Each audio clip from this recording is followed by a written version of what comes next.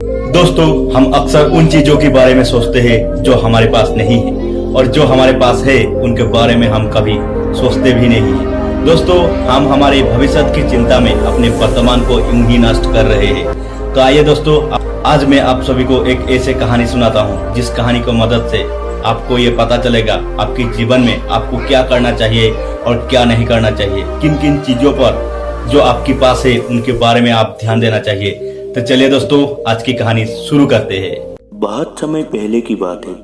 एक गांव में एक रामू नाम का व्यक्ति रहता था। रामू बहुत ही ज्यादा गरीब था। रामू जब भी किसी भी अमीर व्यक्ति को देखता था तब वो मन ही मन बोलने लगता और कहता, हे भगवान, आपने मुझे इतना गरीब क्यों बनाया।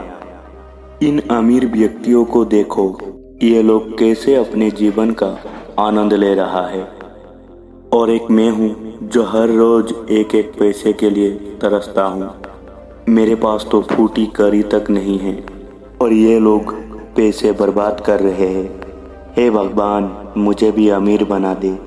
एक दिन रामू इसी तरह बोल रहा था, तभी उसके पास से गौतम बुद्ध गुजर रहा था, और गौतम बुद्ध ने रामू की सारी बातें सुन लिया था। तभी गौतम बुद्ध रामू से कहते हैं, क्या बात है भांते, तुम इतने परेशान क्यों हो? तुम इतने दुखी क्यों लग रहे हो? क्या कोई तकलीफ है तुम्हें? तभी रामू गौतम बुद्ध को कहता है, हे गुरुदेव, मैं बहुत ही ज़्यादा दुखी हूँ। मैं बहुत ही ज़्यादा गरीब हूँ। मेरे पास तो खाने तक के लिए भी पैसे नहीं हैं। मैं रोज एक एक पैसे के लिए तरस जाता हूँ। इस दुनिया में मेरा कोई नहीं है। मैं सुखी होना चाहता हूँ। मुझे सुखी होना है और मुझे अमीर होना है। हे गुरुवर, आप कोई मुझे ऐसा उपाय बता सकते हो जिससे मैं जल्द से जल्द अमीर हो जाऊँ और मेरे पास किसी चीज़ की भी कोई कमी ना रहे। रामू की मुँह से ये सब बातें सुनकर गौतम बुद्ध रामू की तरफ ध्यान से देखने लगा और रामू को कहा, भांते, तू मेरे साथ चल। इतना कहकर गौतम बुद्ध रामू को एक बहुत ही अमीर व्यक्ति की घर ले गई। उस अमीर व्यक्ति की घर देखकर रामू की आंखें फटी की फटी रह गई। तभी रामू ने गौतम बुद्ध को कहा, हे गुरुजी, इतना अमीर होने के लिए मैं कुछ भी कर सकता हूँ। यदि मेरे पास इतने पैसे हो तब तो क्या ही बात है। इस घर में तो कितना आनंद आता होगा।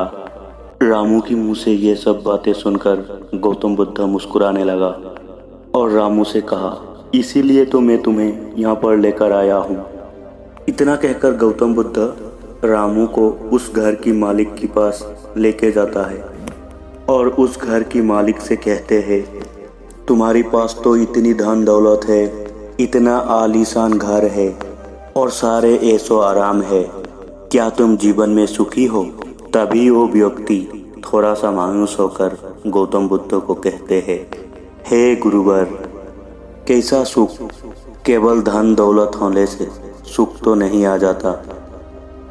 मैं तो जन्म से ही अंधा हूँ और एक अंधे के जीवन में सुख कैसे हो सकता है? सुखी तो वो लोग हैं जिसके पास आंखें हैं, जो लोग इस संसार को देख पा रहे हैं, इसकी खूबसूरती को आंख भर कर निहार पा रहे हैं। हे गुरुवर, मैं तो बस इतना ही चाहता हूँ, केवल मुझे कुछ पलों के लिए ही सही, लेकिन इस संसार को देखने का अवसर प्राप्त हो।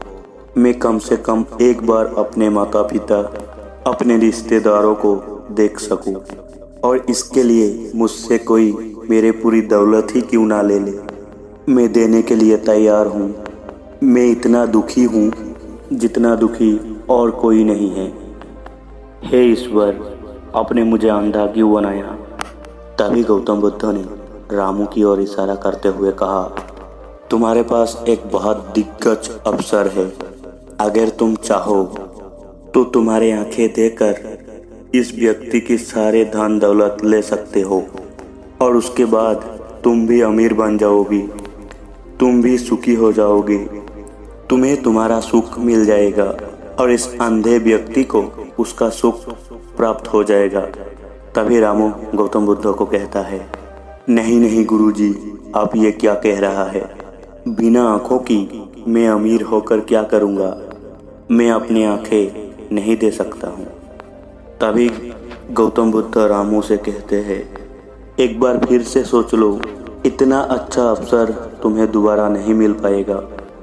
तभी रामू कहता है, अगर आपके पास कोई और मार्ग है तो बताइए, अन्यथा मैं अपने घर चलता हूँ। तभी गौतम बुद्ध रामू को कहता है, ठीक है, यदि तुम अपनी आंखें नहीं दे सकते हो तो कोई बात नहीं, हम कोई और रास्ता निकाल लेते हैं। इतना कहकर गौतम बुद्ध रामू की हाथ पकड़कर और एक बहुत ही ज़्यादा अमीर व्यक्ति की घर लेकर जाता है। इस धनी व्यक्ति का घर पहले वाला धनी व्यक्ति से भी और भी ज़्यादा विशाल था। ये देखकर रामू कहता है, अरे अरे, इतना आलीशान घर मैंने आज तक नहीं देखा।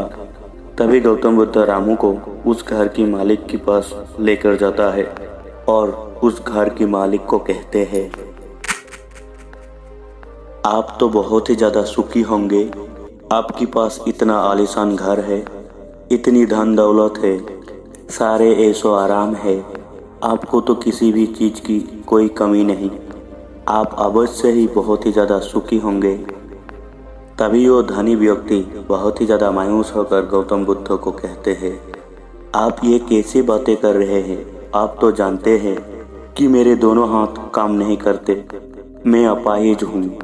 ये जो इतनी धन दौलत आप देख रहे हो, इन्हें देखकर भी मैं अपने हाथों को वापस नहीं ला सकता, तो ऐसे में मेरे इतने धन दौलत किस काम का? इससे तो अच्छा होता भगवान ने मुझे भले ही गरीब बना देता, कम से कम मुझे मेरा दोनों हाथ सही दे देता। ना जाने भगवान ने मुझे क्यों अपाहिज बना दिया। जितना दुखी मैं हूँ उतना दुखी और कोई नहीं है। तभी एक बार फिर गौतम बुद्ध ने रामू की ओर इशारा करते हुए कहा, बंते, तुम्हारे पास और एक मौका है।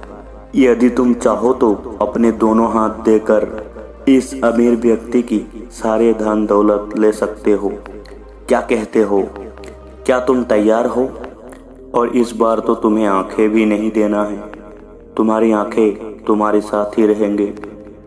तभी रामू ने गौतम बुद्ध से कहते हैं, गुरुजी, आप ये क्या कह रहे हैं? मैं एक अपाहिज होकर इस धन दौलत का क्या करूँगा? क्या आपके पास कोई ऐसा अमीर व्यक्ति नहीं है जिसका पूरा शरीर भी स्वस्थ हो और उसके पास बेशुमार धन दौलत भी हो? तभी गौतम बुद्ध रामू की हाथ पकड़कर एक तीसरा अमीर व्यक्ति के पास लेकर जाता है, जिसका घर बहुत ही बड़ा था और उस व्यक्ति के पास बेशुमार धन दौलत भी था। ये सब देखकर रामू ने गौतम बुद्ध को कहा, गुरुजी, ये तो अवश्य ही बहुत ही ज़्यादा सुखी होगा। इसके पास तो इतना आलीशान महल है, इसके पास तो इतने सारे धन दौलत है, ये अवश्य ही बहुत ही ज़्यादा खुश रहते हैं, इनका जीवन तो आनंद में होगा। तभी गौतम बुद्ध रामू को उस घर की मालिक के पास लेकर जाता है और फिर उस व्यक्ति को कहते हैं, आप तो अवश्य ही बहुत ही ज़्यादा खुश रहते होंगे, क्योंकि आपके पास इतना आलीशान महल है, इतनी सारी धन दौलत है, आपके पास तो सारे सुख सुविधाएं भी है, आपका जीवन तो आनंद में बीतता होगा। इसके जवाब में वो अमीर व्यक्ति कहता है, हे गुरुवर, कैसा आनंद, मुझ जैसा दुखी इस दुनिया में और कोई नहीं होगा। मैं आज बहुत ही ज़्यादा दर्द में हूँ। मेरे पत्नी ने मुझे धोखा दे दिया है, वो किसी और से प्रेम करती है जो मुझसे भी अमीर है। आज मुझे ये पता चला कि ये धन दौलत कभी किसी को सुख नहीं दे सकता, और जब मन में दुख हो तो ये धन दौलत किस काम की। मुझसे सुखी तो वो गरीब इंसान है जिसकी पत्नी कम से कम उसके साथ तो है, उसकी पत्नी उसके साथ वफादार तो है। आज मैंने तय कर लिया है, मैं अपनी पत्नी और उसके प्रेमी को हत्या कर दूंगा। उस अमीर व्यक्ति के मुंह से यह सब सुनकर गौतम बुद्ध ने कहा, इससे पहले कि तुम ऐसा कदम उठाओ, कम से कम मुझे भोजन तो करवा दो। जाओ और भोजन की व्यवस्था करो और साथ में कुछ कांच के टुकड़े भी ले आना। वह धनी व्यक्ति सभी साधु संतों का बहुत ही ज़्यादा आदर करता था, इसलिए वो गौतम बुद्ध की बात मान जाता है। लेकिन वो ये समझ नहीं पा रहा था कि आखिर गौतम बुद्ध ने उसे खाने के साथ कांच के टुकड़े क्यों लाने के लिए कहा था। लेकिन जैसा कि उन्हें गौतम बुद्ध ने कहा था, इसीलिए वो उसी प्रकार खाने का व्यवस्था किया। वो भोजन के साथ कुछ कांच के टुकड़े लेकर गौतम बुद्ध के पास पहुंचता है और तभी गौतम बुद्ध, रामू और वो धनी व्यक्ति एक साथ खाने के लिए बैठता है।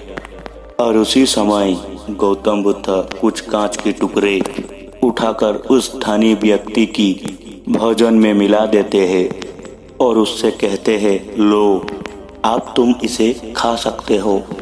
तभी वो अमीर व्यक्ति अचंभित हो गया और गौतम बुद्ध से कहता है, हे गुरुवर, आप ये क्या कह रहे हैं? इस खाने में तो कांच के टुकड़े हैं, इस भोजन को मैं कैसे खा सकता हूँ? यदि ये भोजन अगर मैं करूँगा तो इससे मुझे बहुत ही ज़्यादा तकलीफ होगी और हो सकता है मैं मर भी सकता हूँ। तभी गौतम बुद्ध उस अमीर व्यक्ति की ओर देखा और मुस्कुराने लगा और अमीर व्यक्ति से कहते हैं, तुम्हें ये बात तो समझ में आ गई, लेकिन तुम्हें ये बात नहीं समझ में आती। अगर तुझे इस भोजन को खाना है तो इस भोजन की कांच के टुकड़े को यहाँ से निकालना होगा, तभी ये भोजन तुम्हारा खाने का योग्य बनेगा और तब तुम्हें यह भोजन कोई तकलीफ नहीं देगा, बल्कि तुम्हें सुख ही प्रदान करेगा। गौतम बुद्ध की मुंह से यह सब बातें सुनकर वो अमीर व्यक्ति गौतम बुद्ध को कहता है, हे गुरुवर, आखिर आप क्या कहना चाहते हैं? तभी गौतम बुद्ध उस अमीर व्यक्ति को कहते हैं, ऐसे लोग जो कांच के टुकड़े की समान हैं, यदि तुम उनके साथ चिपके रहोगी तो तुम्हें दर्द तो अवश्य ही होगा। जिस प्रकार ये कांच का मिला हुआ भोजन तुम्हें दर्द पैदा करेगा, इसलिए इसका समाधान तो यही है कि तुम इस कांच के टुकड़े को इस भोजन से अलग कर दो और जो है उस पर ध्यान दो। अर्थात तुम उन लोगों को भूल जाओ जो तुम्हारे जीवन में नहीं है और उन लोगों पर ध्यान दो जो इस समय तुम्हारे साथ है। जैसे कि तुम्हारा पुत्र, वो भी तो तुम्हारे प्यार का भूखा है। क्या ये तुम्हारा कर्तव्य नहीं है कि तुम उसका ख्याल रखो, उसकी परवरिश करो? इतना कहकर गौतम बुद्ध उस अमीर व्यक्ति को कहते हैं, सुख तो तुम्हारी पास ही है, बस इस कांच के टुकड़े को अर्थात अपनी पत्नी और उसकी प्रेमी को हत्या करने का विचार मन से निकाल दो, अन्यथा ये कांच से मिला हुआ भोजन से भी ज़्यादा खतरनाक होगा और इसका परिणाम भी बहुत ही ज़्यादा भयानक होगा। गौतम बुद्ध इतना कहकर शांत हो गया और उस अमीर व्यक्ति को भी गौतम बुद्ध की सारी बात समझ आ गई। उन्होंने तुरंत ही गौतम बुद्ध की चरण छुए और वो अमीर व्यक्ति कहने लगा, हे गुरुवर, आपने मुझे पाप करने से बचा लिया, मैं आपका बहुत बहुत आभारी हूँ। उसके बाद गौतम बुद्ध रामू को अपने साथ लेकर आगे की ओर निकल जाता है।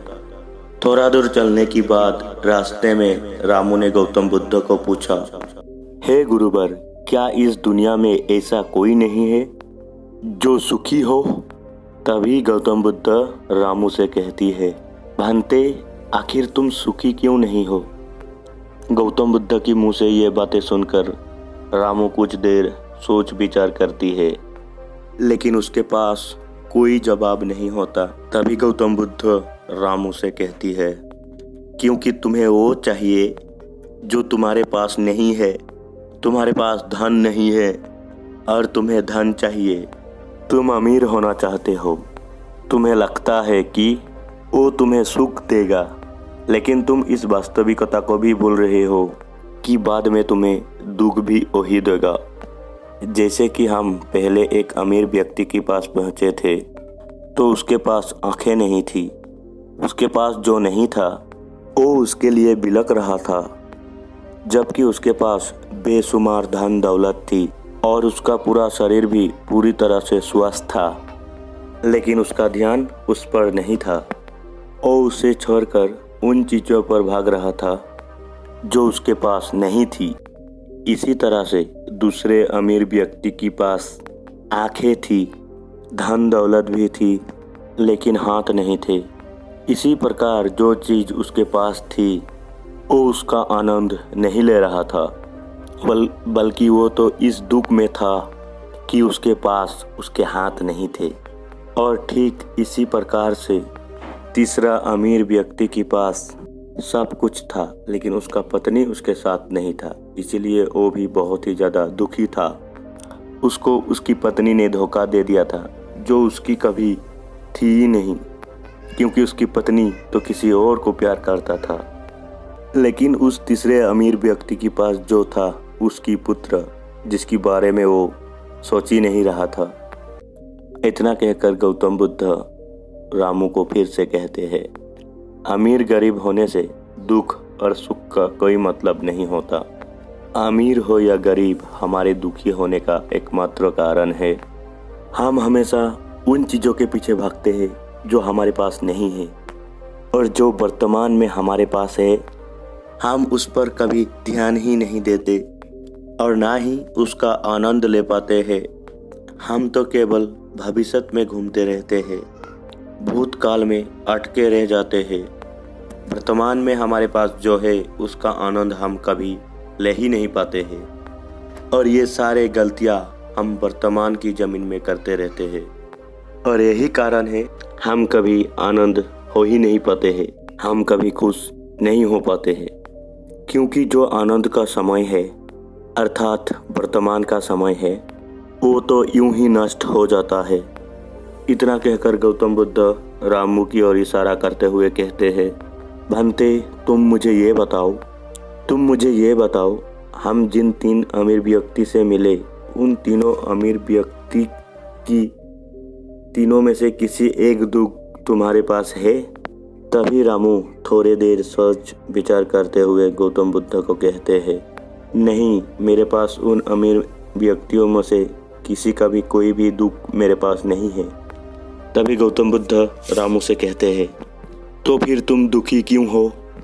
इसका जवाब देते हुए रामू गौतम बुद्ध से कहते हैं, हे गुरु, भले ही मैं उनके मुकाबले सुखी हूँ, पर धन कमाना या धन प्राप्त करना इच्छा नहीं होना चाहिए। क्या मुझे अपने वर्तमान को इसी तरह से स्वीकार कर लेना चाहिए? क्या मुझे हमेशा इसी तरह से गरीब रहना चाहिए?